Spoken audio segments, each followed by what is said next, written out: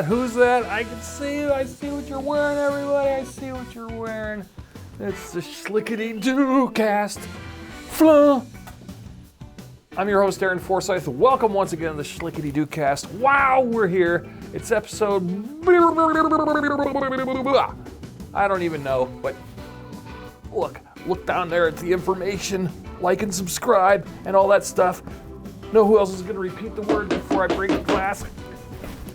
Before I break the glass. Oh, here he is. My buddy Mike. Here he is. Here I am to save the day. Mighty Mike is here to play. All right, here we go. Welcome to the Dudecast. This is episode, what are we talking, 40? 70, 47, 48, maybe 48. 47? Something like that. Yeah, high 40s. We're in the high 40s. High 40s, I forgot. Midlife crises. I didn't look. We got the midlife crises. We're getting sweater vests, and we're getting young girls, and we're getting convertibles and spray tans. If we're in our middle age now, we're going to last 2 years on this. Well, 47's the new 27, right? Man, dude, is it? Is it ever, man? Yeah, when you see old pictures of people, like when they say, oh, you know, so-and-so Carol O'Connor was 55 when he did Archie Bunker, and you look at him and he looks like he's 90. Fucking old. Yeah, he's like old. 55? God, I'm older than him now. Yeah, now I don't know if it was just, you know, hard living or whatever. You know, if you ever watch Sopranos, funniest goddamn thing on there. There's a joke where fucking Tony's making fun of like Uncle Junior. Like they're talking about like everybody Uncle Junior's age is like getting cancer and dying. And Tony goes, it's because of all that charbroiled meat you guys ate. And he's like, nobody told us. You know? Yeah. It's like cooking with lard. I remember our parents used to say, they used to cook with lard. Yeah, I don't know. I don't know if everybody was like smoking and drinking back then and just hard living. I don't know what it was, but boy, people looked old young. Yeah, they looked bad. Like when we were kids, we'd see people on TV and be like, oh, they're an old man or something like that. You look back later and you're like, they were 42. Yeah, I know. And those people are still around for like another 40 years, and you're like, wow, they weren't that old at that time. No, I know. It's weird. Old. I know. Like if you do the math, like if you go, oh, like when we started hanging out, our parents were probably not even 50 yet. Well, your parents were a little older than mine, but mine weren't even 50 yet. Because I remember thinking my mom was probably about like 44, 45, you know? Yeah. Around that. Yeah. I'm way older than that now. I know. I know. Which is a mind blower. Like, but they seem to have their shit together, I guess. More people had their shit together earlier at a younger age back then. I think, you know, I don't know. I always feel like the timeline, like from high school, graduating high school to about 30, the 20, your 20s. That to me is a blur, and I think it was a band life that just kept us in this weird Neverland thing. Well, yeah, I mean, at that time, you and your band you guys, I remember, were playing out 4, if not 5 nights a week, and you guys were doing 4-hour, 3-set nights. So we're staying healthy that way, but I mean, we were partying and not doing anything. I mean, we were partying and not eating great. Oh, definitely. Your existence was. Watch the table there. You're up against on the chair.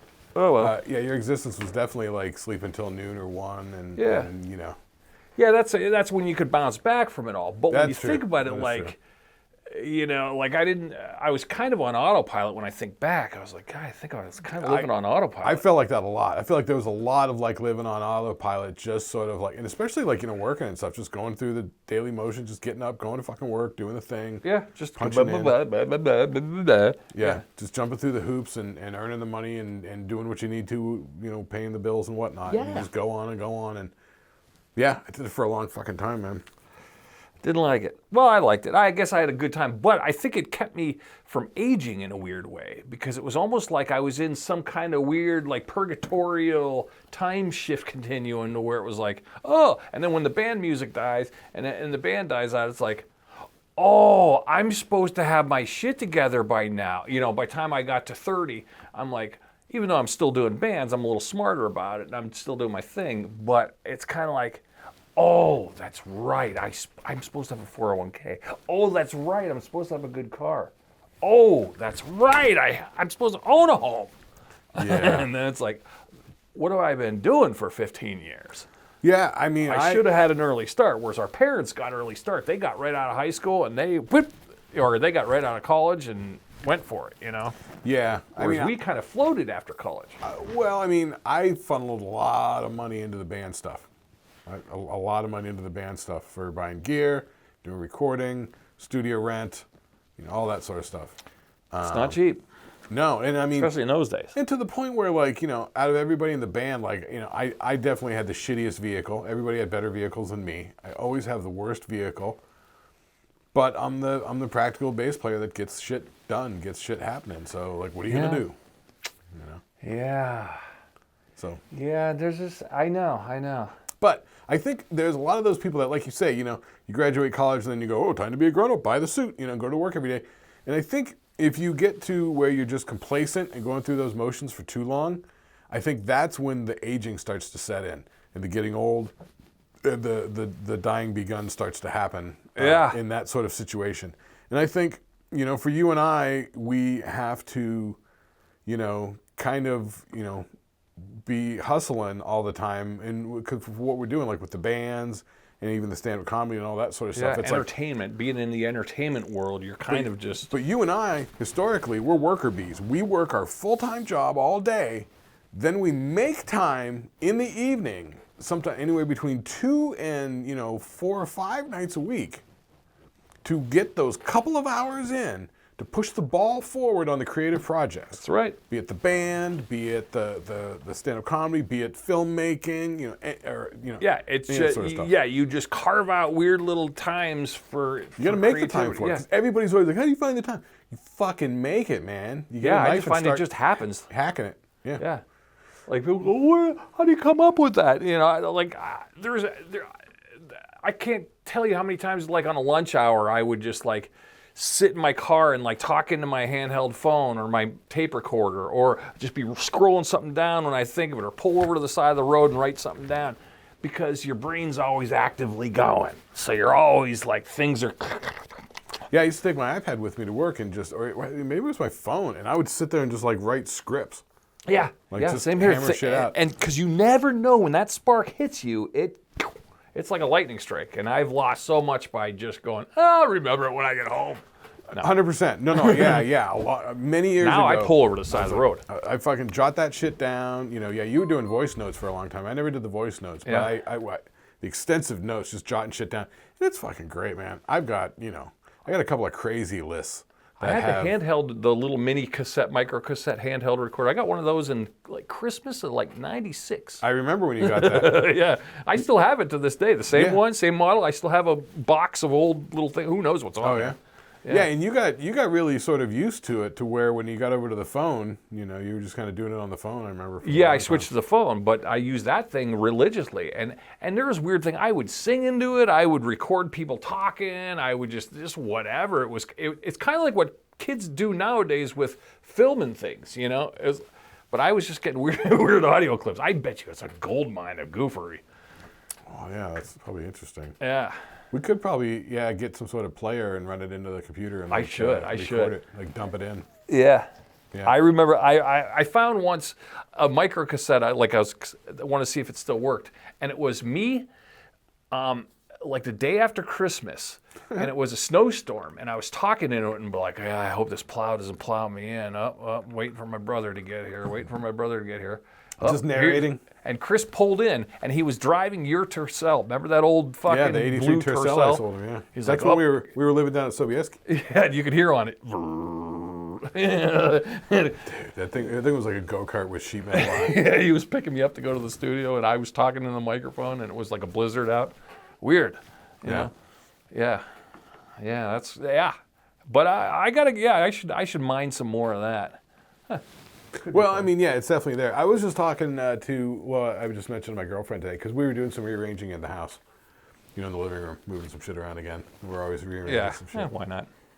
And so I might move my whole desk to the other side of the room, because that's the only place in the room that I don't get blasted with sunlight in the afternoon. Glare, yeah. Not glare. Full-on sunlight coming through the skylight. Like, I can't see the screen. I can't. Oh, that's unacceptable. Yeah, you'll be like one of those people in the old-timey photograph thing with a blanket over your head. Yeah. Old-time computer programmers in the cubicles.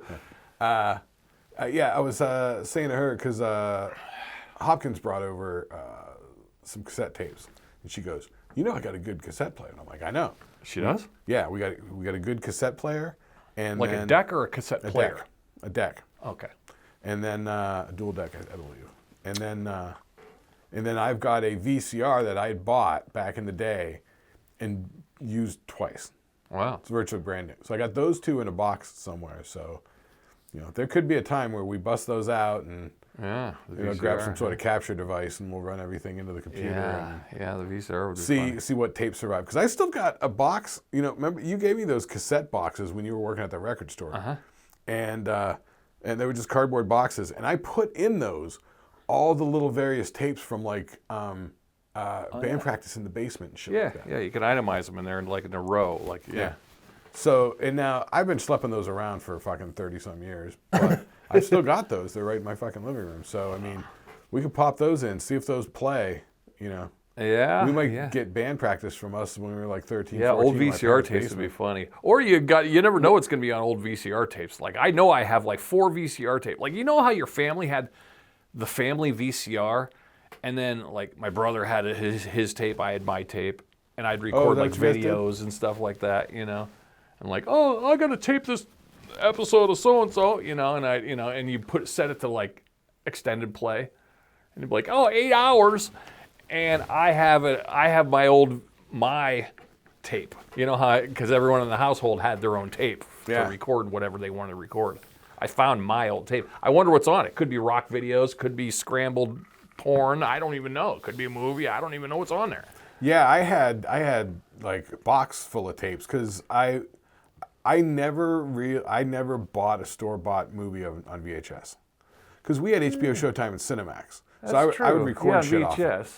Yeah, I would put it on like the slow play, like the 2 or 4 hour thing, and like record aliens on it, and then like I got aliens on tape, or whatever, shit like that. But then I would have tapes where I would go through. I used to record a lot of the MTV shit, Headbangers Ball, and that sort of Metal shit. Shop. Yeah, I would just sit there and because there was a little remote control for the recording pause, and it was on a wire that went to the VCR. Oh. So you could get no commercials, so you could just go video. So I could sit there, and as soon as the video would come on, because you knew what video came on as soon as the fade came up, You're like, oh my God, Cinderella or whatever.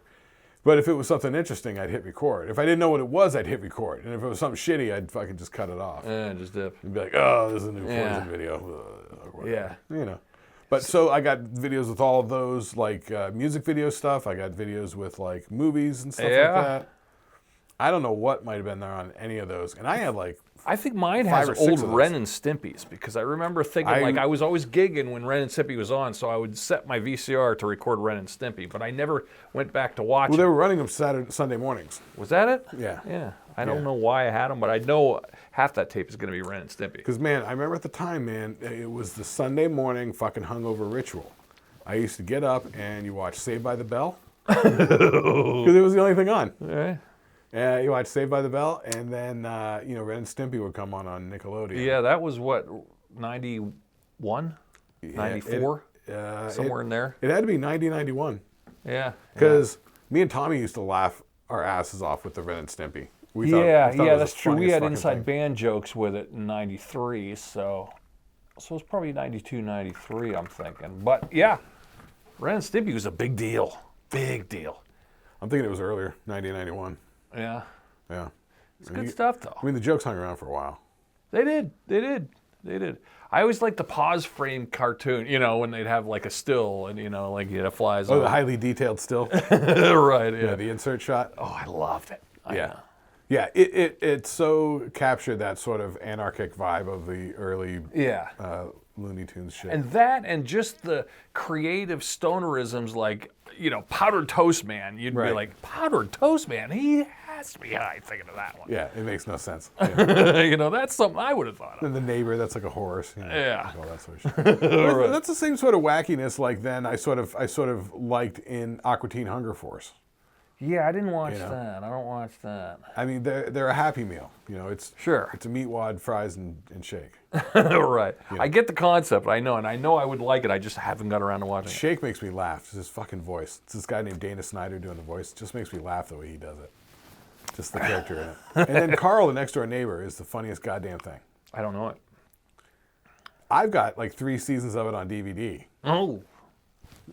The old Aqua Teen Hunger Force. We'll have to do it. Dude, it's the dumbest. It's almost like an anti-show. Yeah, but it's made for stoners, obviously. Yeah. You know, but you know, and I'm not a stoner, so I would think like, all right, like it's it's not like made for stoners. There's nothing really stonery about it. Yeah, but it's very sort of absurdist. It's very sort of like, I like absurdist. You know, existentially sort of thing. Mm-hmm. Like, you know, they have a couple of space aliens that come down and fuck with them. They're from the moon. They're called the Moonanites. And they're actually 4-bit. So they're just like little squares and shit like that. They're sort of like very blocky and basic. Yeah. I'd love to be creative. But they just have this arrogant attitude that they think they're better than them, but they're 4-bit. They're low rad. Wouldn't that be fun to just work in that, like, their world, you know? Work with creative people like that. That, you know, I mean, we make our goofy stuff here, but, you know, to be around creative, goofy people 8 hours a day would be great. Well, yeah. I need that. On the DVDs, they have some behind-the-scenes stuff. They have one behind-the-scenes stuff where they write an episode. They just hang at the one dude's house, and the other dude comes over, and they just have a video camera sitting there. They just hash out the episode. It's one of the episodes that's on the season. Wow. Because it was a Christmas episode. Because they started making the joke. They started making the joke about. They're like, yeah, it's Christmas. That's the night Jesus comes and gives you presents. And they go, no, it's Santa Claus. Like, same thing, isn't it? Okay. All right. Which is pretty pointed satire on the commercialization of Christmas, you know. Sure. But I get it. But they're just riffing off the top of the head, just improv and throwing shit back and forth. Yeah. One dude's typing, the other dude's literally just fucking going, just running fucking sweep scales on a fucking guitar. Yeah. That's how cartoons get made, kids. Mm-hmm. Fucking musicians. Metalocalypse, that guy went to Berklee College of Music. Oh yeah, he knows his shit. He's a shredder. He writes all those songs. Yeah. Records all that shit. Saturday morning Well, speaking of cartoons, South Park. I got later on, I got Saturday morning cartoons, because this week we're going into, what year are we at now? We're up to 78. 1978. 1978, not a bad year. Not a lot of crazy, kooky stuff. I mean, I was checking the list. I mean, there's stuff, but it wasn't crazy kooky. You want to dive into it?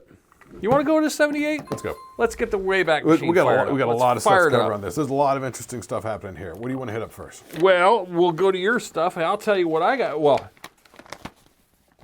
all right, I got products like I always do, and I got a few events.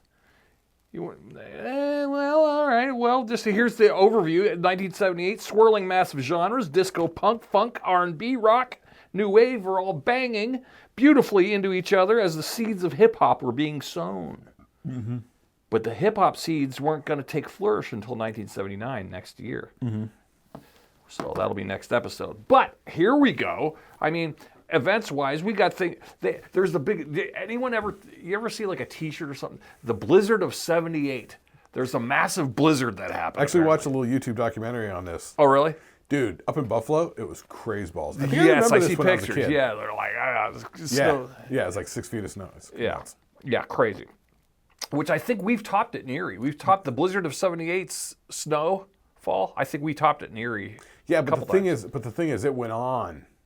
Like they got hit with a storm, and like 4 days later, they got hit with another storm. It was nuts. Right, and not only that, it was '78, so cars weren't equipped. The snow removal weren't equipped. They weren't scientifically equipped. No, you know, they apparently they had to put out the call for people with snowmobiles. Like, remember, like when we were kids, snowmobiles were like a way to get around in the winter.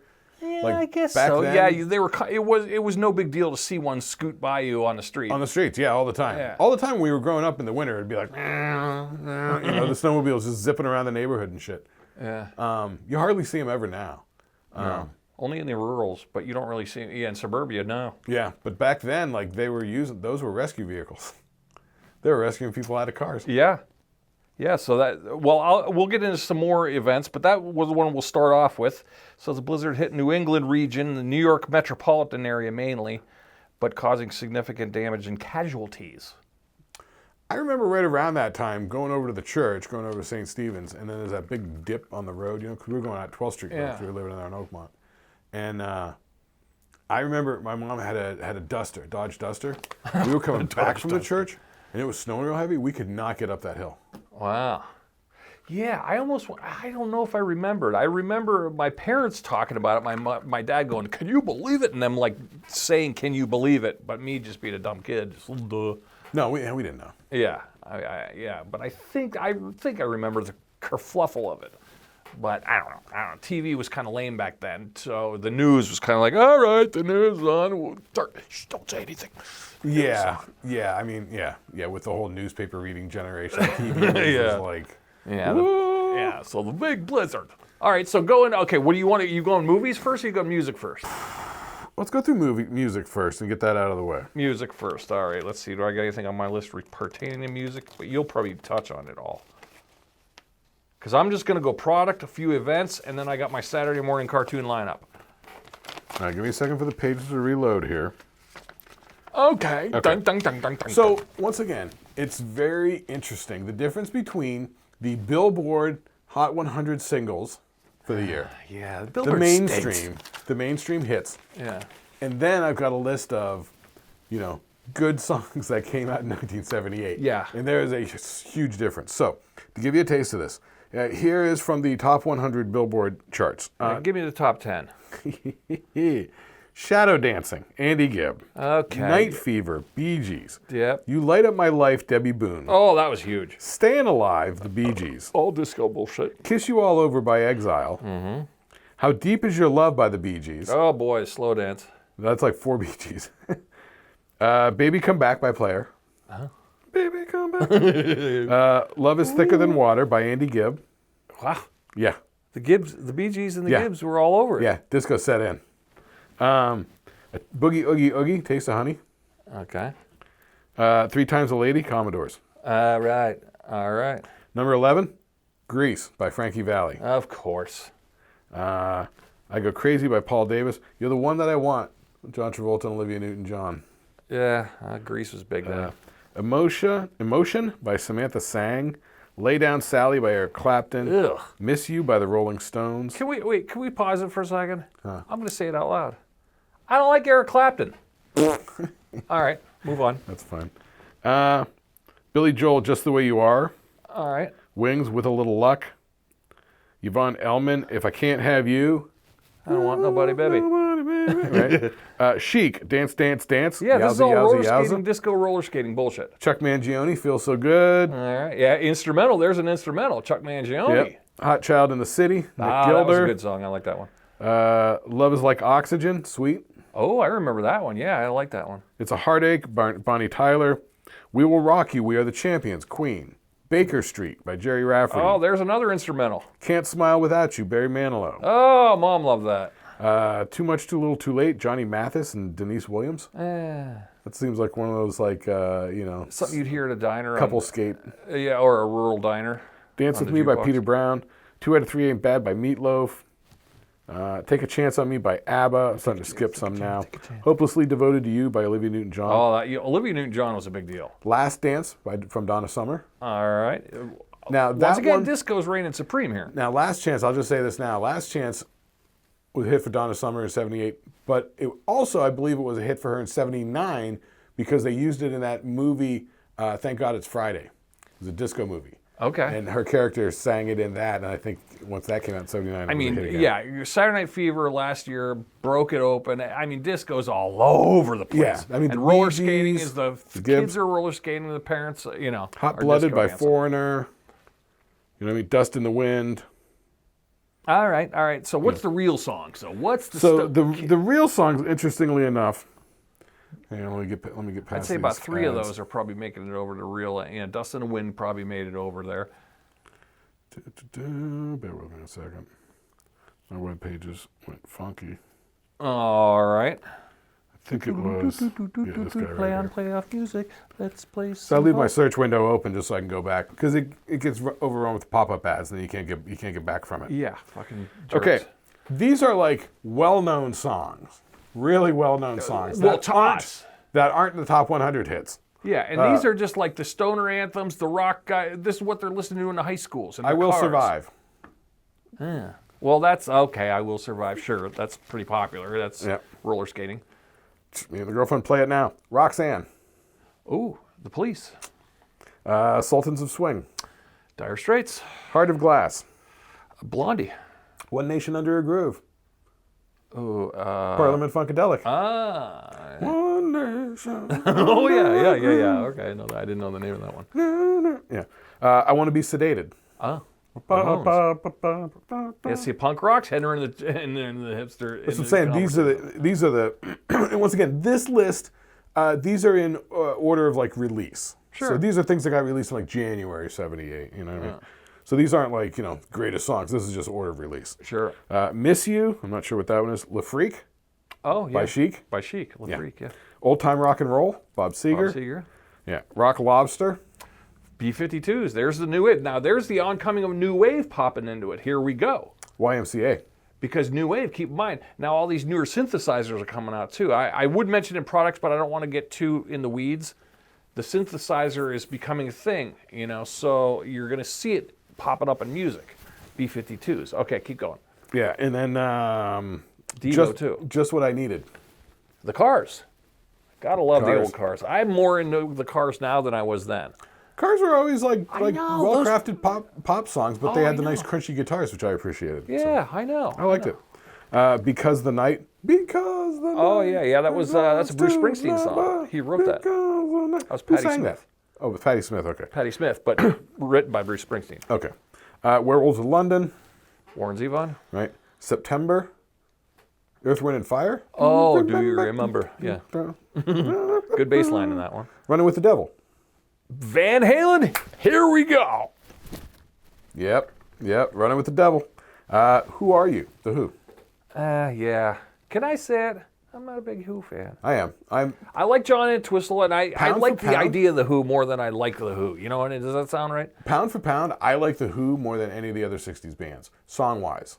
There are more Who songs that I like. Really? That I like the hooks than Stone songs. There are like 2 Stone songs that I like. Yeah, that's true. And there aren't many Beatles songs that I'm really like, oh my God, I love that song. There's a couple that sort of grab me here or there. Yeah. Just like there's a couple Stone songs. But pound for pound, there's like 8 Who songs that I'm like, God damn. Okay. All right. I'll have to go back. That's one of those. That's on my bucket list. All right. Maybe I'll try it again. Songwriter-wise, like I kind of like the Who. Yeah. Surrender. Cheap Trick. There we go. Cheap Trick. Love Cheap Trick. One Way or Another. What? Blondie. The Blondie, right? Yeah, Blondie was huge. Right. Here, Baker Street again. What a Fool Believes. Doobie Brothers. What a Fool Believes. All right. Boogie Oogie Oogie. Boogie Oogie. Can we go back to Baker Street? Does anyone who plays saxophone or hears the saxophone riff play the Baker Street riff? Yeah. I wonder if it's next to Careless Whisper, it's the most known saxophone riff in the world. I suppose. And I wonder if for saxophone players, if that's like the equivalent of like Iron Man, like, Right, smoke on the water. It's a smoke on the water of saxophones. Right. Pump It Up. I'm not sure what that is. You're the One That I Want from Grease. Sure. Wuthering Heights. Reunited, and it feels so good. Reunited was big, yeah, because that was a movie thing. That tied into, Beast of Burden. Oh, that was Bette Midler. with Mick Jagger. Mick Jagger, right. Well, I think this is, I think this is the Stones doing it. I think they did that cover, that crossover cover in like 82 or something. And then Bette Midler did it. Or was it a Bette Midler song? And then I think it's a Rolling Stones song, and then she covered it.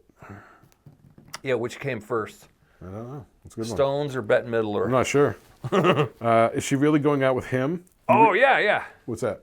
That's That's the one that it's in Fast Times at Ridgemont High. Is that not Marshall Crenshaw? But is it? Is she really going out with him tonight? Home tonight. I know, because I used to do it acoustically when I my brain's saying Marshall Crenshaw, but it's not. All right, I move on. I don't want to hold up the fort. Right. You Really Got Me. More Van Halen. Got to Kink song. Got to Be Real. Got to be real. Oh, that's Yeah. Got to be. That's a roller skater. Yep, that's a jam. Do you think I'm sexy? Rod Stewart. Sure. I Want You to Want Me, live. All right, more Cheap Trick. Live at Budokan was big. Das Model, I'm not sure what that is. Hold the Line. Toto? Love Isn't Always on Time. Yeah, is that Toto? Yep. Last Dance, Donna Summer. Sure. Don't Stop Me Now. All right. 3 Times a Lady. All right. Is This Love? No, not the White Snake. Never mind. Life's Been Good. Life's Been Good. Oh, is that Joe Walsh? Joe Walsh. Yeah. Yeah. Can't Stand Losing You. More Police. You Make Me Feel Mighty Real. Okay. Shake Your Booty. Okay. Best Friend's Girl. Okay. Grease. More Grease. Fat Bottom Girls. All right. Queen. Let's see. I'm going to look for Wheel in the Sky. Uh, Yeah, I know, but this is when it was released. Take Me to the River. Hot Blooded. Take Me to the River. Is that Talking Heads? Yeah. Okay. Yeah. Hot Blooded, Foreigner. All right. Mary Jane. Rick James. Oh. Mary Rick James had something other than Super Freak. Oh, yeah. Mary Jane, yeah. Okay. And you Talk About Love, more Van Halen. Mm-hmm. MacArthur Park. Sunday Girl, Blondie. Kiss You All Over. Hopelessly Devoted to You. Mm-hmm. Eruption. Summer Nights. Love Is Like Oxygen. Let the Good Times Roll. Cars. Cars, yep. Soul Man. That might be a Blues Brothers re-release of the old. Oh, that's good. Man. Cool. All right, Double Vision. Cool. All right. So there you go. It wasn't so bad.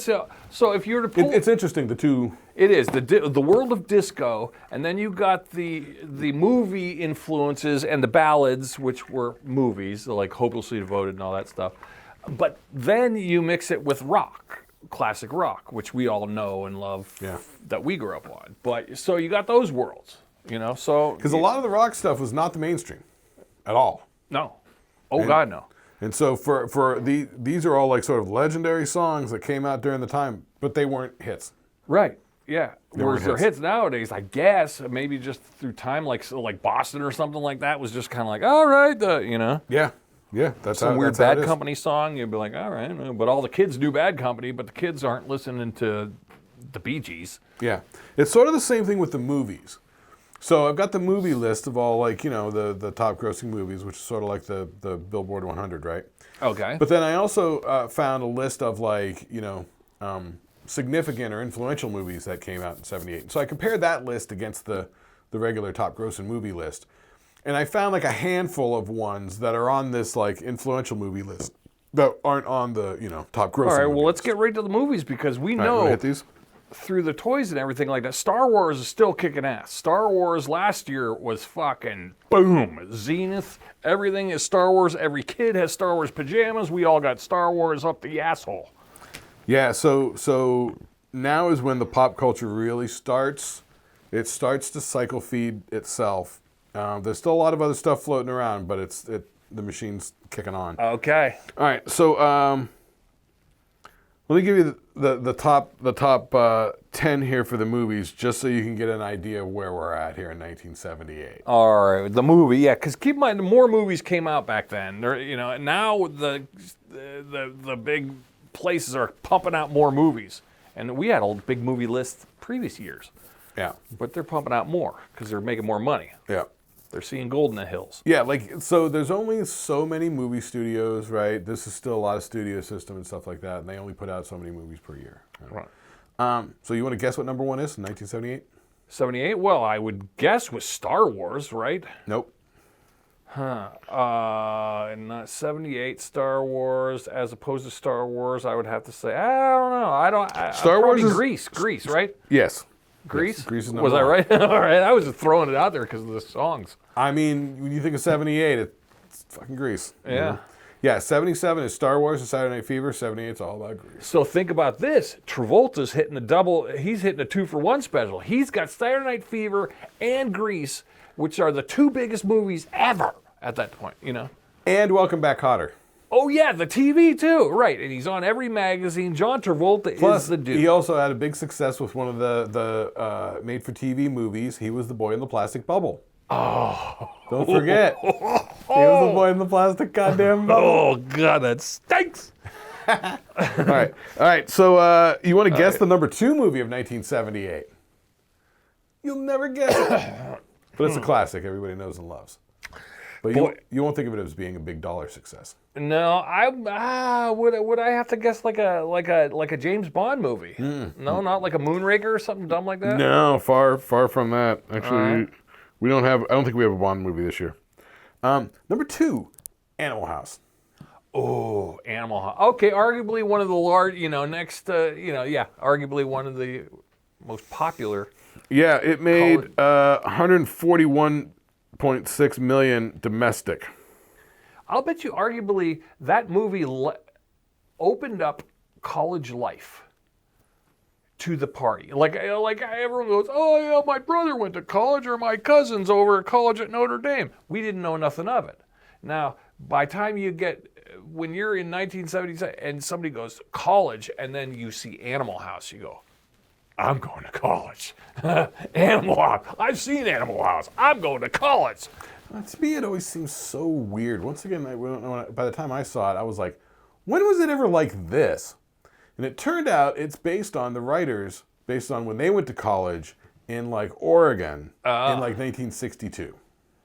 But I guess in the 70s they tried to emulate that, so it was like a weird reoccurrence of the keg party and the hazing and the sororities and the. Yeah, it definitely sort of gave a pattern or framework for a bunch of people to follow. Yeah.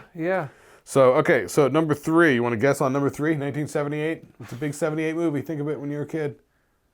Oh, I don't know. I would have to say The Black Hole. No, I think we already covered that. No, Superman. Oh yeah, Christopher Reeves. The Richard Donner Superman. He was Superman. a good Superman. I gotta admit, I think he was probably one of the best Superman. And Margot Kidder being what's her Lois Lane. Yeah, what's her tits? Right. All right. Yeah. Yep. So that was number 3. That made 134 million domestically. Number 4. Do I have a guess? You're not going to guess it, but when I say it, you're going to be like, oh, of course. Okay. Every Which Way But Loose. Yeah, the monkey movie, and it's Clint Eastwood once again. That's Here goes Clint Eastwood, but let's Philo Beddoes. Oh, Philo Beddoes. Yeah, and his mother was funny too. That Ruth old lady. Gordon. Ruth Gordon was great. Yeah. I almost want to see that again, but it was the catchphrase "Right Turn Clyde" came out. I haven't seen those stupid fucking Bakersfield, California redneck movies in so long. I would like to watch that one, its sequel, along with like Smokey and the Bandit or something like that. You know what I mean? Oh Just yeah, like the original redneckery. one. Yeah. I mean, you got to admit, the original Smokey Actually, and the Bandit. I've watched the original Smokey and the Bandit several times in the last couple of years. It's pretty funny. It still holds up. It is. It is one of those.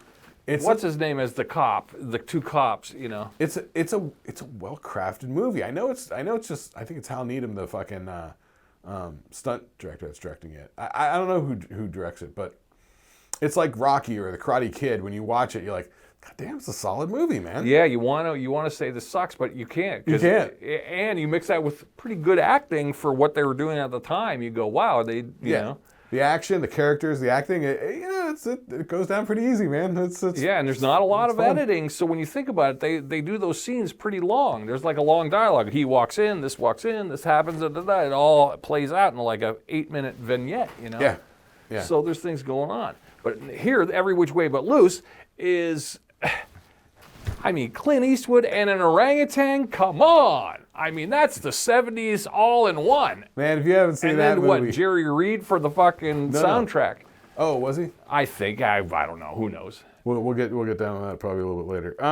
Okay, so that's Every Which Way But Loose, right? Okay, so next up, number 5, Jaws 2. Oh, Jaws 2, huh? Got to crank another one out. Yeah. Let's jump on the bandwagon. Let's jump on the boat. Yeah. Yep. So Jaws 2, 102 million. I can't remember Jaws 2. I don't think there was anything original. Yeah, I get them all blurred in my head. Like it's a rehash. Was it still Brody in there? Was he same guy? I don't know if Roy Scheider came back for Roy Scheider? Or was that the one where it was just his wife? Oh, right. Was she the same lady that was in Close Encounters? Yeah. The blonde girl who was in Close Encounters? Well, no. I mean, there was Melinda Dillon. She was the mom from Ralphie and Randy. Yes. Christmas Story. That's Melinda Dillon. Okay. She was the mother of the little blonde kid that opens the door. Yes. Yeah. That's Melinda Dillon. Ah. So let's see. After that, number 6. Woo-hoo! Heaven Can Wait. Yeah. That was a big bomb. Was that Dana Gould? No, that's... or Robert Goulet? No, that's what's his face, Shirley MacLaine's brother. The one with the hair. One with the hair, Shirley MacLaine. He did Dick Tracy. He was dating Madonna. Oh, yeah. Yeah. Fuck's his name? Oh, fuck me. I'm forgetting it too. Warren Beatty. Warren Beatty. There you go. Yeah. Warren Beatty, Heaven Can Wait. Apparently, for some reason, it was like the biggest flop of our day until Ishtar came along. All right. We'll get to Ishtar. Okay, at number 7, talk about stunt director Hal Needham, Burt Reynolds' buddy. I think Burt Reynolds talked people into letting Hal Needham direct Smokey and the Bandit. It was a big hit. So now they do another movie. This one, Hooper, where Burt Reynolds is a stuntman. Playing him loosely based on himself. Loosely based probably on Hal Needham or something like that. Right. Because he knows that world, so he can direct that world. Burt Reynolds is Hooper. You got Jan Michael Vincent as the new hotshot stuntman. Of course. You get, I think Terry Bradshaw is one of his stunt buddies. Oh, okay. Yeah, Terry Bradshaw was a big deal back then. Yep. Yeah. Hooper, I remember watching that shit all the time when I was a kid. Okay, next, number 8, The Deer Hunter. Woo! Oh, yeah. Is that Christopher Walken? Yes. Yeah. Number 9, Halloween. Oh, the original Halloween. The original Halloween. Here we go. Now, did it came out? Let me ask you this: did it come out in Halloween, or did they? I don't know. Did it come out at a different time? It doesn't say. Yeah, I wonder if it did. No, but it made $47 million, slightly more than the next movie on here, Convoy. We got imagine that. Convoy. People are like Halloween, epic, slightly better than Convoy. Is Convoy epic? Come on, people. Oh, Convoy. Yeah, I knew about Convoy. I don't think I've ever seen it. Have you seen Convoy? Oh yeah. Yeah, it's a trucker movie, right? Yeah, it's a trucker movie. Trucker movies were big then, though. They were. Everyone liked the highway. Everyone liked highway movies, you know? Well, because of Smokey and the Bandit in '76. They made it cool. CB culture. Mm-hmm. Yep. All that shite. Next, number 11, California Suite. Don't know that one. It's a Neil Simon deal, I think. All right. Alan Alda and I'm shit sure like that. it's fine. Yeah, that would be considered their artsy folk. All right, number 12. Actually, these next couple of movies I love. Number 12, Up in Smoke. Cheech and Chong. Classic. Yeah. Wow, yeah, that was classic. Yeah, I didn't know much about it, but I mean, yeah, that was the talk. That was water cooler talk with my older brother and his friends. That's a funny movie. That's a real classic movie. Yeah. I don't think I discovered Cheech and Chong till like Born in East LA, but I had the record. We had the cassette tapes, and the records. I think my brother did. I remember because Jones had older sisters. He had the records. Oh, I remember over at Jones's house listening to that old, hey Dave's man, not here. It's Dave. Dave's not here. All that shit. Yeah. All that dumb shit. Okay, next one. I love this movie. Foul Play. I don't know it. Chevy Chase and Goldie Hawn. Chevy Chase and Goldie Hawn. Okay, I could see it. They've even got Dudley Moore in there. Really? I don't know this one. Oh yeah, Foul Play's great. Okay. Foul Play is great. Okay. That's the one where he's like a private detective. She thinks somebody's trying to kill her. Some albino guy is trying to kill her. And so she goes to Chevy Chase, and so he's trying to protect her from some guy who's trying to kill her for some reason. Dudley Moore is in it. She ends up hiding in Dudley Moore's apartment. Dudley Moore's just some lecherous guy who's trying to bang her the whole time. And she's oblivious to it. She's like looking out the window. She's like, I don't see him out there. And he's like, the bed folds down and the red lights and shit. And he's like, come on, baby. And she's like, no, it's okay. I'm looking out the window. Wow. It's funny. Yeah. Is it a comedy, though, I assume? Oh, yeah. Yeah, Foul Play. That's a classic. Yeah. If you haven't seen it, check out Foul Play. All right. I like that one. Revenge of the Pink Panther. Peter Sellers. Okay. More of the same. Midnight Express. Big deal. That was a big book. Right. Was it? I think so. Wasn't that the one where it's caught in Turkish prison, right? Yep. Coming Home. I think it's about dogs. Vietnam vets. Oh, Vietnam vets. Okay. Dogs that jump on the ride the coming home rails. from the vet after the surgery. Yeah. They're coming home. Riding the real dogs. At the end. This is a Dom DeLuise movie. Oh, see, Dom DeLuise is ducking up for the old. Yeah. So this is Dom DeLuise. Dom DeLuise was a big deal, and he was funny as fuck. Yeah. He had a lot of solo hits on his own in like the sort of mid '60s and shit. Before he teamed up with Burt Reynolds. With Burt Reynolds. Yeah. Cannonball Run is until like 80, 81, isn't it? Yeah. So Coming Home, the end. Some movie called House Calls. Okay. I think it was like maybe, I don't know, George Segal. George Segal type movies. The end, House Calls. The Cheap Detective, Peter Falk. Oh, Peter Falk. I can literally still hear in my mind the voice of the guy on the, how they used to do trailers in the 70s for movies? Yeah. The guy for the trailer for The Cheap Detective on HBO, you know what I mean, in between movies? Yeah. Yeah, so that's Peter Falk. Number 20, Lord of the Rings. Oh, yeah. Well, made the list, huh? The animated one. Yeah, I watched that and repeat. I've got those on DVD. I've got them all. Yeah, the only thing that I'm bummed about is they cut it short. Yeah. The last scene you see, it was kind of like there's a whole nother half of, what's book 3? Two Towers a second. Return of the King. Return of the King, yeah. Yeah. There's still a half a book, but they kind of end the movie right when the Ent's walking off with Merry and Pippin. But they made it. They made it later with the same people, the same style of The Hobbit. Yeah. Yeah, I've got those. Oh, yeah. It's not that good. Invasion of the Body Snatchers. An Unmarried Woman. Jill Clayburgh or something? I'm not sure. Damien, The Omen 2. Omen 2. See, all right. They're going back in, right. double dipping. Beyond and Back. I'm not sure what that is. Released by Sun Classics. I'm not sure who they are. All right. Magic. Olivia Newton-John? Nope. What? Anthony Hopkins as a ventriloquist. And the dummy tells him to start killing people. Magic. Oh, you remember this? No, This is I where don't. I first saw Anthony Hopkins, was Magic. Really? I knew Anthony Hopkins from Magic. Wow. He was fucking Boy, that crazy. must have been the early trope of the murderous ventriloquist dummy. Well, actually, they did that in Twilight Zone. Oh, okay. Yeah. Same time next year. Alan Alda, Carol Burnett, something like that. A big deal. Yeah. The Wiz. I love The Wiz. Oh, yeah, The Wiz. Okay, yeah. Yeah. Fist with Sylvester Stallone about the Union Busters in the 20s. Okay. Yeah. The Boys from Brazil. Don't know what that is. Sounds gay to me. That was like Gregory Peck. That was guys hunting down escaped Nazis in Argentina in the 60s. Oh, okay. Wow. Yeah. Cool. Oh, and then they uncover spoiler alert, they uncover a plot where down in Argentina they're genetically engineering Hitler Youth. Like super soldiers or something. Yeah. All right. Eyes of Laura Mars. I don't know. Good Guys Wear Black. Chuck Norris. Chuck Norris. Ice Castles. Was that arguably Chuck Norris's first movie, Good Guys Wear Black? Was that his debut? He might have been a side character somewhere, but his own movie.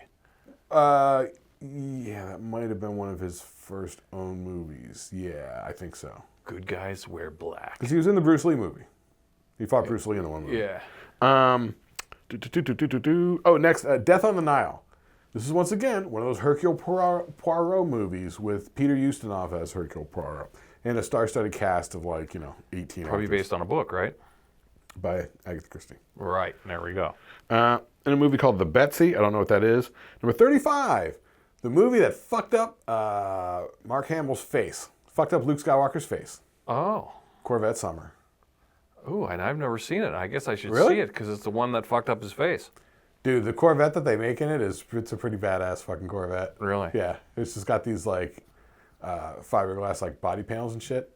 They fucking make a 76 Stingray Corvette look like a goddamn dragon. It's pretty fucking cool. Wow. It looks pretty badass. It's just flares and fucking mag wheels and shit. It looks Wow. cool. Yeah. But yeah, he was apparently racing around in a Corvette and wrapped it around a fucking telephone pole and fucked his face up. Hence the Wampa in Empire Strikes Back. Ah.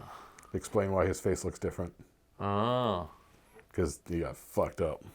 Yeah, he had some surgery. Yeah. Because he was kind of baby faced in the first Star Wars, and then for the next one, he was kind of crusty. Number 36, the Buddy Holly story. Not the Gary Busey. Yep. Gary Busey's? Yep. This is the Gary Busey Buddy Holly story? Yeah, 78. Wow, I thought that was like 85. No, it's a pretty good biopic. Yeah. Yeah. As far as I know, this is that one. Yeah. I mean, yeah. Bad News Bears go to Japan. They're still cashing on Bad News Bears? Yeah, oh yeah, totally. The Greek Tycoon. I think that was like Quinn. Anthony Quinn. Yeah. Okay. I don't know, some Greek guy. I don't know. Whatever. Sgt. Pepper's Lonely Hearts Club Band, the movie. Ew. Remember this? No. With Peter I never saw Frampton it. and the Bee Gees? I was aware of it, but I never saw it. Oh, Is it bad? Fucking train It's worse wreck. than Kissin's Phantom? No. Not as bad as Kissin. No, that's... I wish Kiss the Phantom was on this list. Oh my God. That was probably... Okay, we'll get to TV. That was probably... I think it was a made-for-TV movie. Oh, was it? I think it was made for TV here, and they might have released it theatrically in other countries around the world. But yeah, that was garbage. Other Side of the Mountain, Part 2? I don't know. I'm not sure. Don't know it. The Big Fix, American Hot Wax, Interiors. Okay, so now alternate movies. So these are the ones that I found that were interesting and notable movies from 78 that weren't on that list. What? That was a giant-ass list. We were there for an hour. Shit like Watership Down. Remember that? All right. Animated I'd never movie. seen it, but I know the name. It's the animated movie with the rabbits. Okay. They start fighting each other. It's fucking graphic, man. They tear each other apart. It's like, you're like, oh, it's a cartoon for kids. The Last Waltz. Oh, yeah. Oh, Martin I've seen that 100 Scorsese, times. Robbie Robertson and the band. Yep. Yeah. Robert From Robertson and the 78. band. Not. That's a good watch. That still holds up to this day. That's the point of this list. A movie called The 39 Steps. I don't know much about it, but I've heard of it a million times. Coma, Brian De Palma. Okay. Dawn of the Dead. All right. Movie called A Wedding, starring Carol Burnett. Boys in Company C. War movie? Which is Andrew Stevens as a Vietnam vet, or as Sure. a Vietnam soldier. Sure. Comes a Horseman, Jane Fonda. Oh. The Fury, that one. No. It Not any of these. was like an Andrew Stevens one, like a supernatural one. Force 10 from Navarone, remember that one? I love that one. Oh, no, that was a war movie. Yeah, my brother was into that one. I love that one, yeah. Force 10 from Navarone. Yeah, that was a good one. Beatles movie called I Want to Hold Your Hand. Ew. A George Segal, Jacqueline Bisset movie called Who is Killing the Great Chefs of Europe. I'm sure it was just an excuse to go film in Europe. Sure. And a movie called The Big Sleep with Robert Mitchum playing a gumshoe detective type. All right. So those are some notable movies that weren't on the top. All 30 worthy, movies. probably rentals to some time capsule. I wonder if anyone ever watches our episode, writes these down, and goes, I'm going to watch that one, I mean, I actually, the one Boys in Company C, it's like Andrew Stevens doing a fucking, it sounds like Platoon. It sounds like, like set in 1967, idealized, Sure. like they're going to go fight in the war like our fathers did in World War II, and they go and join, and then they get over there and it turns into a shit show. right. So- And they're coming back a different person. I don't know. Sounds interesting. I don't, but check that out or whatever. They lost their innocence on the battlefield. The battlefield. Right? They dropped it. Okay, so that's that. Next, so then we just got the TV real quick. Real quick, and then I'll get Saturday morning cartoons. Let's do this. Let's go. Yeah, let me get up here. Let's go. to Let's the go. We got cake to make. Remakes, blah, blah, blah. Okay, here's our 1978 TV shows. Okay. All right. So real quick, shit's getting interesting on TV now. Sure. So the list is going to break down a little bit differently this time. We're kind of just running down the list. And All we're right. Once again, we're hitting what's new and different from the last time. Okay?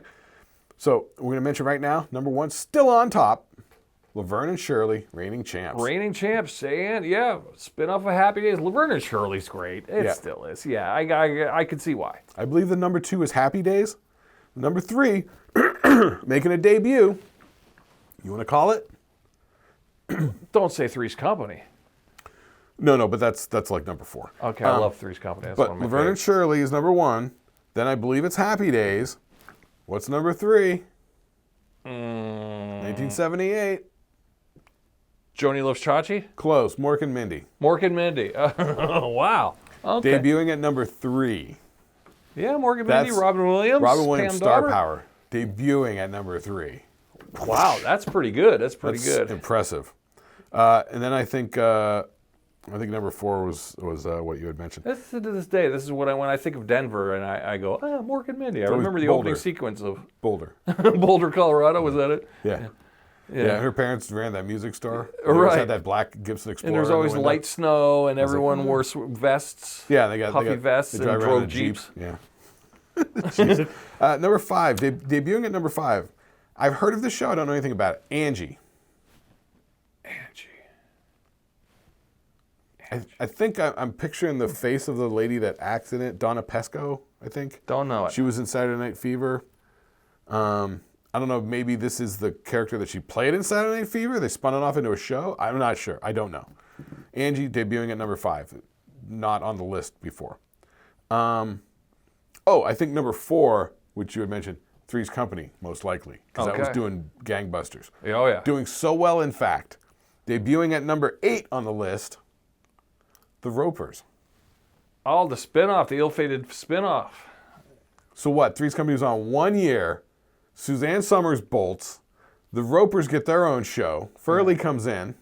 Yeah, and Ritter's becoming a star. Everyone's just huge. Huge. In 1 year. Things move really fast. Yeah. That's how big that shit blew up. Yeah, they should have milked that one out for more seasons, And he was as good at the physical comedy as Laverne and Shirley. Penny Marshall and Cindy Williams. Yes, yeah. He could do a pratfall, and he could be in the moment. And he was very good. Yeah. Let's see, and debuting at number 9, right after it, out of nowhere, debuting at number 9, Taxi. Oh yeah, okay. All Taxi right. comes out in 78. That was a big hit. Yeah. It was a big hit. Men like Taxi. That was a guy's show. Now this is a zombie player, back from the grave. Was not on the list last time. Was on the list before. But now it's coming back. Coming in at number 20, Dukes of Hazzard. What? Now, I don't know if this was the season when they were starting to wrap up the whole show. Remember where Daisy was going to get married? This might have been the whole big wrap up. Let's wrap it up. They did this. They did good this year, 78, which was the end of the contracts. Right. And so then it did so good now. They're like, let's do it again next year. But they didn't have the contracts, so we get Coy and Vance. The next year. Yeah. I think. But, yeah, Dukes of Hazzard coming back in. Weird. Dukes of Hazzard came in on it was a while back. Yeah, 3-4 years. And in the 70s, that's a long time. That's what I thought. Unless I'm misremembering it or something like that. But anyway. There was a big deal. I do remember the Dukes of Hazzard kerfluffle. You're right, with the wedding, with the Daisy's wedding.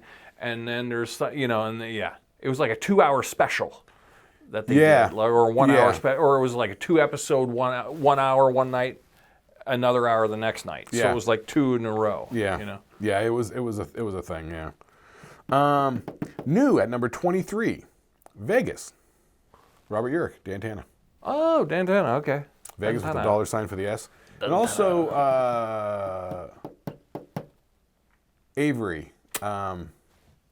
The guy, he played his buddy Avery, and then he was Cisco on Deep Space Nine. Oh, the black guy. Yeah, he was Cisco. Cisco was cool. He was good on Deep Space Avery. Nine. Is it James Avery? I forget.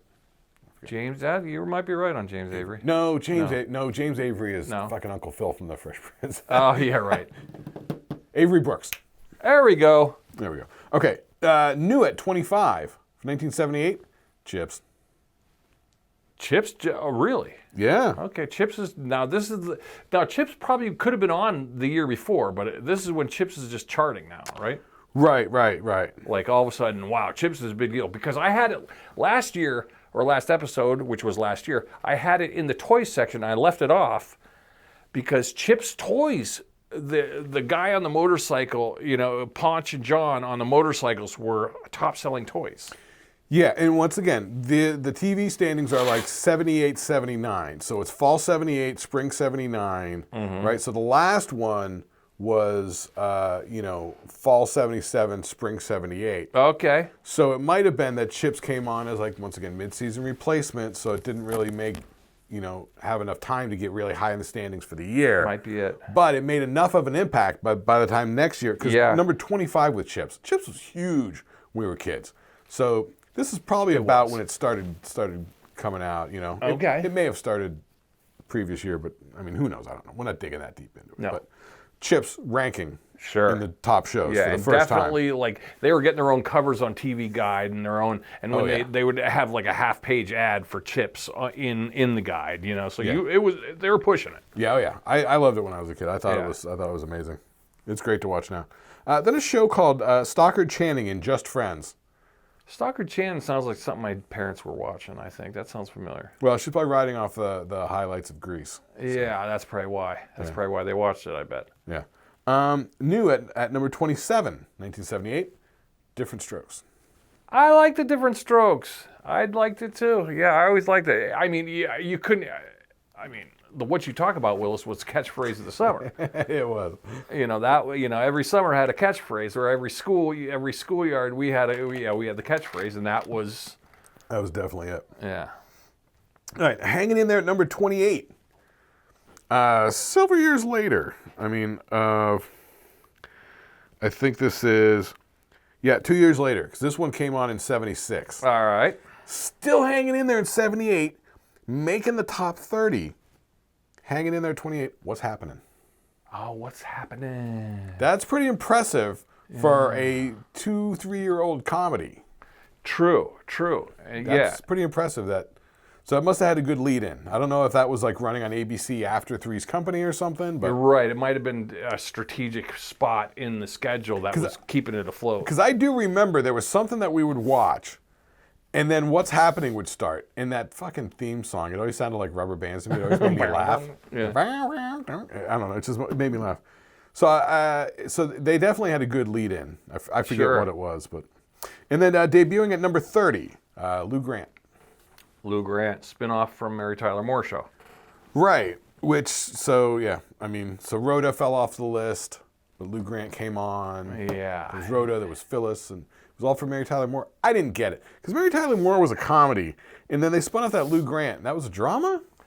I guess, what did he run a TV show? Newspaper. Newspaper. Is that what he was? Yeah, he was the editor? Because apparently the lady that owned the newspaper that he was the editor of was the same actress who played Livia Soprano, Tony's mom on Sopranos. Oh, yeah, I guess so. Because they were talking about in the behind-the-scenes shit on Sopranos or whatever, that documentary, that David Chase, the creator of Sopranos, was like, when they were doing the casting, that actress, Nancy Marchand, came in. Okay. And David Chase is like, I only knew her as Lou Grant's boss, the owner of the paper. And then they showed a scene where Lou Grant's going to publish some big expose and it's going to blow up. There's going to be a big hassle. And she's like, I just want to know if it's true. And he's like, it's true. She's like, well, then I'll stand behind it. And they just showed that scene. Yeah.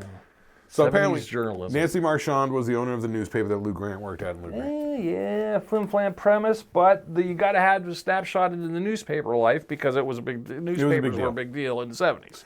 Yeah, newspapers and journalism were always a big deal in fucking finding out the truth and especially 60s in the 70s for sure. So here we go. All right, we're in the 78 still. Boy, I got this Saturday morning cartoon lineup, which is similar to last year's, but we got some add-ons. But before Did you we get the actual grid? I got the actual grid this time. Of the TV lineup? Oh, yes, I do, sir. Nice. Look at that. Yeah, it was because it was easy to read that way. I tried to itemize it last week and I got lost. So before we get to the Saturday morning cartoons, we got a couple events that were happening in 78. We got the Jonestown Massacre occurred. I heard that was one of the most popular things that year. Everybody was trying to go, but no one could get in. What? There was the murder-suicide. Yeah. Kool-Aid sales spiked. Everybody was trying to go. All right. Let's see. We had the Blizzard. Oh, Wait, what flavor was the Kool-Aid? I would assume cherry, because back then they only had really cherry and grape, right? I'm assuming it was cherry. It was grape. Oh, was it grape? Yeah. Oh, you knew that? Yeah. I didn't know. I would assume cherry. Yeah. I believe. It's one of those things that happened when we were kids, and you could never get actual information on it. Yeah. It was always like real. I can't believe you asked that. Yeah. There was something else that happened in '78 that was like that too. That was like Like, you never find out the actual story until decades later. Yeah. All right. Well, Jimmy Carter signed a bill into law allowing, get this, home brewing in the United States. Prior to that, you weren't allowed to home brew alcohol. Huh. Jimmy Carter did it. Also, get this, the United States Naval Observatory discovers Charon, the first moon of Pluto. Okay, that's a big deal. Right. All right. Oh, check this one out. The rainbow flag of the LGBT movement flies for the first time in its original form.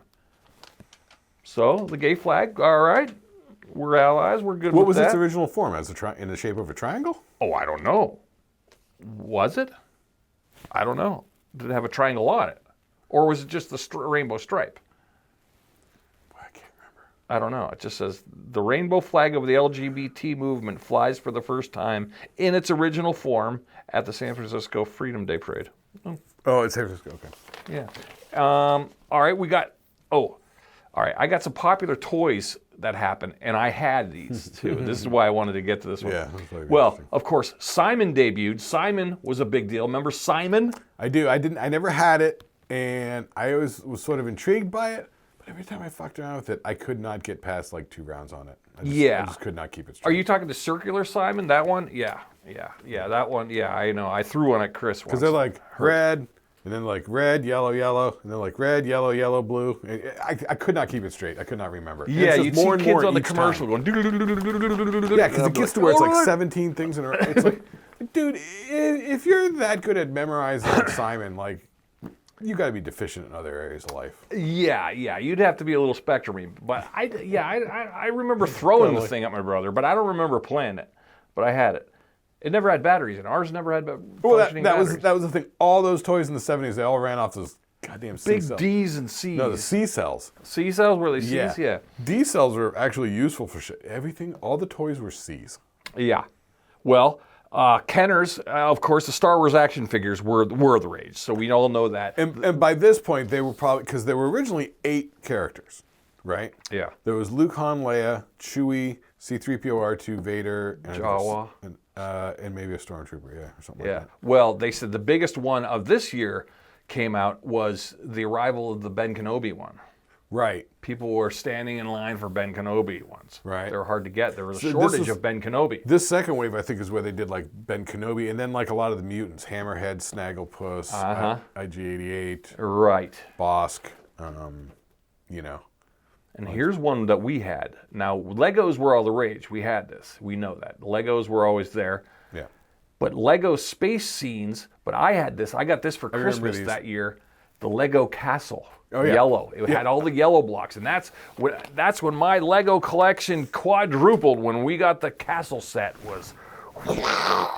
I wanted the castle set. I didn't get the castle set, but we did get the sort of smaller guys because I had the little knight figures. Yeah. And they had little helmets, and they had little shields, and they had little... oh, yeah. We got the whole thing. Little coat of arms on their fucking chests and shit like that. Little opening windows, stained glass windows that open. We had the drawbridge on it. Had a drawbridge. Yeah, I always wanted that. But I had the figures, so I must have got like I think there was like a cart, like a yes, there's a supplemental cart set that you're talking about. Yeah, like little guys, So I think I got a few of those sets. So I had some of the night guys. I love those. I had some of the space guys too. There were a couple of like ships, and there was like a moon base. Yeah, back when Legos actually had bricks. This was way before. And this is the thing. What we're talking about now with the castle stuff and the space stuff, and I could be slightly wrong on this. I wasn't that into Legos, and at this time we had no information. There was no internet. You didn't know anything about anything. Right. But I think those 2 sets, those 2 lines, were the first time Lego really started coming out with these custom pieces. Sure. That's what they're saying. Lego Castle, Lego City, and Lego Space. I don't know what Lego City is. I don't either. It said Castle, City, and Space were the popular. Unless the city was just like they had like the Lego Flower Shop and then the Lego Fire Station. Yeah. And well, there was and we also, I remember it was the first time too, my brother and I had like a big gray square. It's probably like 2 by 2. That's from the space thing. Was it? And that's how we could put everything on. And that's how we started building. Because we had the big gray squares, but then over the corner it would have some molded in like moon mountains. Oh, that's right. That's right. Yeah. That was all from the space stuff. Yeah. That's right. But this was the first time they started, because when I was a kid, before this, the Legos were was a 1x1, a 1x2, a 1x4, a 2x4. Yeah, they're dumb. Yeah, they were just blocks. Yeah. You know, and there were two types of wheels. They were all weird. Like, but now they start adding the figurines. The space set had the little triangle computer part. Yes, the little screen, and it had the and a steering wheel. Yeah, and then they had the little printing on the little computer screens. Yes, which was cool. Also with these little couple of spaceships I got, they had these angled wing-shaped parts that were great for making like planes and flying shit. Yeah, so that was cool. The Lego, yeah, that's when Lego started making sense. Yeah, that's when Lego really doubled down, and they're like, we're gonna do it, because the basic blocks. I played the shit out of Legos with just the basic blocks when I was a kid. I really didn't until I got the castle set. I mean, I had them, but I think my mom banned them from being us making a mess. But once we got the castle set, she couldn't hold it back. My parents put all the Legos in this it was an old like makeup box, you know, like from like a suitcase set. And so I remember so much. My parents on the couch watching TV, me and my brother on the floor with the fucking the makeup box of Lego parts, just you're making that noise, just digging in there all the time, and my dad would be like, "Shut up!" Yeah. We had the noise, the big popcorn container, the drum looked like a drum. But then once we got the castle set, we had to go bigger. So my dad got us. Later on, he came back with the circular denim thing, the sack. That you had a drawstring on it. Yeah. It was denim, and it had a blue denim, and it had a red string. Because that was the thing. In order to like not have the noise of digging for the parts, the only thing was to dump it out. We had like shag carpet. You get those 1x1s in the shag carpet. Yes. That's what was happening. My dad would be livid. He would step on those. Same with my mom. That's why our Legos almost got banned until Dad came home with the denim thing. And then when we had the denim thing, and then we had the square thing, all right, now we're contained. Now the Legos, and they're banished to our rooms. Totally. And I will say the last thing on this is that I remember after this point with the specialized Lego pieces, my mom would be vacuuming and she'd find a Lego on the ground and she'd go, "This one looks important," you know? Right. Like, yeah, that's an important one, Mom. Yeah. Oh, a steering wheel, thanks. Oh, a windshield, thanks. Yeah, we only got two of those. Good call. Or it'd be like, a double, like the motorcycle. Yeah. Like, wow, I was looking for the motorcycle. Yeah, or like remember those flat cap pieces? They'd be flat and they'd go over like a 1x2, and then it'd have the circular guy in the middle. You could put the flag on. Yeah. Yeah, like those guys. Yes. Special pieces. It was like a little. It was like flat trim pieces and shit. Yes. Fun. So Legos. that's it. So that's all. A couple items came out then. Cabbage Patch Kids, Coors Light, Laserdisc players, Reese's Pieces. Wait a minute. Those are big things. Cabbage Patch Kids in '78. Boy, I was thinking that as an '80s thing. It wasn't popular, but the first of the Cabbage Patch Kids arrived, but they weren't even a thing yet. Yeah. Interesting. So we always heard about shit like that from my aunt and uncle down in Northern Virginia. She was always hip to those things. She'd be like, it's these Cabbage Patch Kids. And we're like, what the fuck are you talking about? Oh, it's the kids are all into it. I'm like, what? And by the next year, it's everywhere. Yeah, and it's the one thing you couldn't get because they'd always have a news story on like 2020. This was like the first thing of the Christmas present that you couldn't get. It was sold out and you couldn't get. Right. And I feel like it was a planned scarcity or something. Yeah, almost. Yeah, I wonder if it was a planned rioting thing, and to make people go to the store to buy more things, Yeah. I don't know if Mattel invented that. It would be interesting if that was a marketing ploy. What was next one? Coors Light? Coors Light came out, right? Yeah. Wow, 78. The first Trapper Keeper. Now wait, so Coors Light came out in 78, and we know that they had Coors before that. Yeah, the Coors Banquet probably. Because that's the beer they went to pick up in Smokey and the Bandit. Oh, that's right. Yeah, the little stub bottles, right? Were they stub cans or bottles? I think they were just the cans. Yeah. I think they were the cans. They're shorter, yeah. So they had, now, my favorite candy bar to this day, one of them, the whatchamacallit came out. I remember that. And the Reese's Pieces. Yeah, well, yeah. Which didn't sell well. They didn't catch on. Well, until E.T. came around in the 80s, Reese's Pieces weren't really a thing. Yeah. Did you know Burger King started their specialty sandwiches? So is that when they rolled out the Whopper? If they consider that a specialty sandwich, or was the chicken sandwich that was rectangular? No. I believe the specialty sandwiches were naming them. Oh. Because I watched one of those, The Foods That Built America or something like that. Right. And Burger King was the first ones to come out with a named sandwich. They came out with the Whopper, and I think it might have been in 78, because I was shocked at how fucking late it was. Yeah. You would have think somebody would have came out with the fucking name of the burger in like 68, 69. Sure. It's like, what are we doing? Especially the burger craze of the 50s. The fries and burgers, yeah. Nobody figured it out, so I think it was 78. Burger King comes up with the Whopper, and then McDonald's. People think McDonald's is the leader. McDonald's chases. No, they were kind of chasers. They were just kind of doing what and they did. They come out with the Big Mac. Like, great, what a name. They didn't, And I got to say, the Centrum multivitamin came out. 2,000 flushes. Remember 2,000 flushes? Yeah. Little thing. Here, and the best toy of them all, the best time waster, this appeared in one of our old lists before, the electronic quarterback mic. Oh, Jones Remember had the that. handheld? Jones had that. Yeah. We had multiple versions. I think Chris and I each got one probably once a year because we would wear it out. I hated those games. That shit annoyed me. We were good. Me and Chris were really good at. We throw it to me. Jones would do that too. I didn't get it. It was almost so easy that we were beating it. It to was the point to where it's like, this is just ridiculous. You know, when you played the computer, we'd beat the Christ out of the computer. I don't think kids understand. So it was LEDs. You know, the light up that we like to know. Give it a goog. To do that, like makes light. There were like certain positions on this fake field that would light up with the shit. It was the dumbest thing. I could never see what was lit up and whatever. It was like, if you had a strong battery, it was bright. But if your battery was getting semi-weak, it would definitely be like, huh? I don't want you to be squinting at it, clicking. Yeah, but it was almost like a pattern. You'd just go up, right. That's what it seemed to be. Yeah, Jones and Rome would do that. They would just. Yeah, it was just. Yeah, it's like up, forward, down, forward, and then just run. All right. Well, 1978 was fun. Not a lot, other than the blizzard. There wasn't a lot of catastrophe. Wasn't crazy, you know? No, other than, the usual gas shortage and all that sort of shit that was still lingering around. Sure, yeah, the woes, but... The economic malaise. Yeah, but not too bad. Of stagflation. Oh, I got a fun list. This was the one I left over from last week that we didn't do. Make a top 5, bottom 5 list? Top 5, bottom 5. How much time are we doing? Here's the top we 5, got time. Bottom 5. We're doing good. All right. Yeah, we're hitting it quick today. Yeah, we're nailing it. Guys... Like and subscribe, tell your friends. This is the best list. This is the worst list.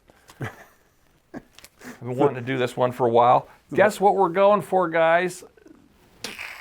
70s and 80s hottest TV sitcom moms. All right, 70s and 80s hottest sitcom moms. Now, I guess the worst moms would be the most annoying moms, not hot. Wait. I mean, so we're talking hot, so... I guess hot moms. So they're talking good looking. It doesn't really matter if they're nice or not, does it? I guess it's all the same thing. We're talking purely aesthetic. They look good. Look good, I guess, yeah. Okay, so these are... if you got the tingles or didn't get if you got the anti-tingles, you know? So are these sitcom moms or just TV moms? Yeah, I'd say sitcom. I'd go sitcom. Mostly sitcoms? Yeah. Okay. All right. I'm curious for this. So you got 5 on the top, 5 on bottom. All right. Do you want to go with the not hot moms or do you want to go with the hot moms? Oh my God. Let's do the not hot moms. Like, what is this going to be? Well, okay, the not hot moms. Number 5. My number 5 is, I hated her. Endora, Agnes Moorehead in Bewitched. Oh, her mom. Yeah, the mom of Samantha. Okay, yeah, I'll buy that. Endora, she was horrible. Technically, it's a sitcom. Yeah, she was mean to Darren all the time. Yeah, and she had too much makeup on. She had the real evil-y eyes, and she was always causing mayhem. Yeah. Yeah, Endora was horrible. All right. All right, number 4. I didn't like her much. I didn't find her hot at all. Zero tingle in the pants on this one.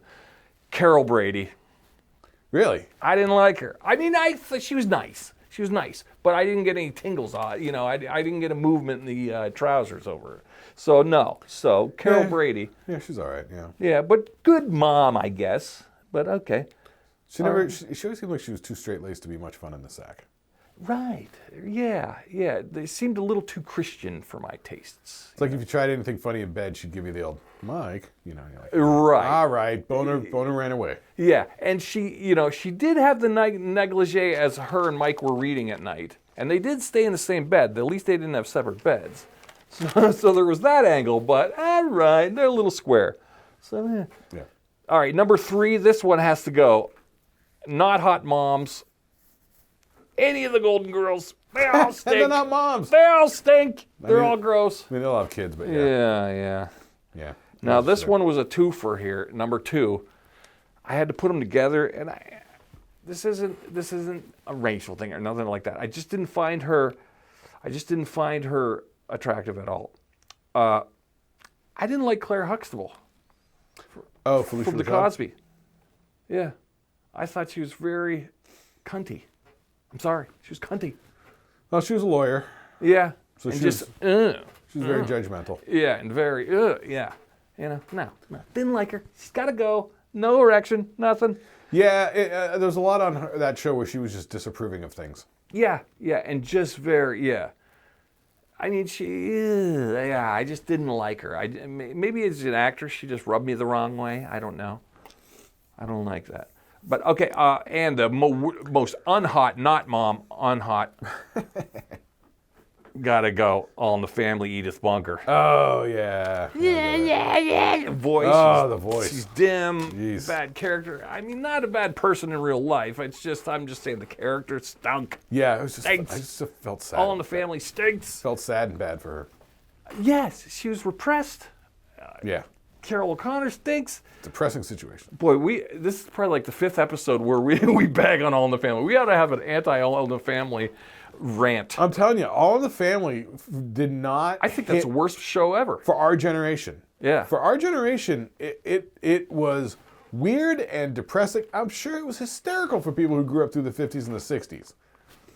But, man, for us, it was like, these people are miserable. This is terrible. Yeah, And honestly, that's the same sort of feeling I got from Welcome Back, Kotter. All that New York City being such a fucking trash pit at that time, seeing those shots of the school and stuff, schools were like falling down at that time. Like they were rotting. It was like asbestos and falling apart.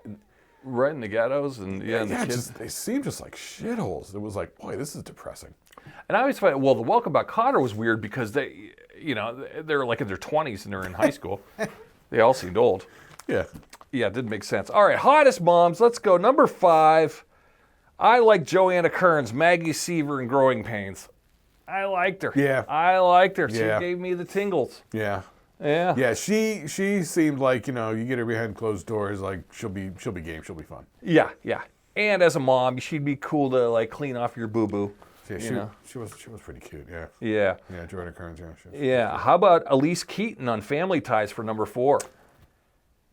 I liked her because she was kind of a hippie mom. She was sort of cute. She was the hippie liberal mom. I put her in with the Carol Brady. I mean, I'm sure she's really nice. a little square though. She's nice to look at, yeah, but she seems real square. She seems behind a closed door. She's like, if you try anything, different or out of the norm, she'll be like, is that really what you like? It'll be like a psychological discussion of things or something. True, but she always kind of had she had that 70s hip hugger pants on and stuff like that, and I like that 70s kind of look. See, I think she was on that show Family that we were talking about. I think she was the daughter on that show. I think she was as a mom though. She was a hip daughter. liberal, yeah. So all right, Elise Keaton number 4, number 3. I got to give it to this one. Well. She was kind of hot. Becky Donaldson on Full House. Uncle Jesse's wife. Oh, Lori Loughlin. Lori Loughlin. She's good looking. She's a beautiful girl. Oh, yeah, and then she had the twins. Yeah. Gotta like her. When she came on the screen, I was like, wow, she's easy on the eyes. Yeah. Yeah, she's hot. She was a hot mom. That's true. Yeah. That's true. All right. No, of course, we gotta go number 2. This rolls into the 90s, but late 80s. Peg Bundy. Peg Bundy was hot. That's true. She was good looking and kooky and wacky and disruptive and great. Oh, gotta love her. Ah, yes. Good. So is that your number 1? No, my number 1. Here we go. Okay. I can't imagine who this is going to be. Huh? I can't imagine who this is going to be. Well, this might be my personal young. It's all subjective. Yes, but yes. still, like if it's your number one, we're not gonna be Elizabeth that far Montag as Samantha in Bewitched. Oh yeah, no. She's beautiful. Yeah. Her face, her nose, Yeah. the wiggling of the nose. She's even in cartoon form. She's hot. Yeah. But even in the opening. But just as the beautiful lady, I would look at her in like even black and white and color. I was just like, I think that's the most beautiful lady I've ever seen in my life. Yeah. Like, Yeah. yeah. Yeah. Yeah, what was her? Was that Elizabeth Montag? Was her name? Montgomery. Elizabeth Montgomery. That's it. Yeah. Yeah. Yep. No, I'll buy that. I'll buy that for a nickel. Yep. So that's a good list. Hot moms. Yeah. No, that was good. I thought the bottom 5 was going to be worse than it was, but no, that was all sort of makes sense. Yeah. All right. Well, there we go. If you got a list, cool. let's see them down below, guys. I'm waiting for somebody else to put their list down below, but you're all chicken. All chicken. I double dog dare you. Speaking of down below, I wanted to mention to our watcher Scott out there, I have not been to Lake Bartlett in Arizona. When I lived in Arizona, I never got out to any of the lakes. I never got to the Grand Canyon.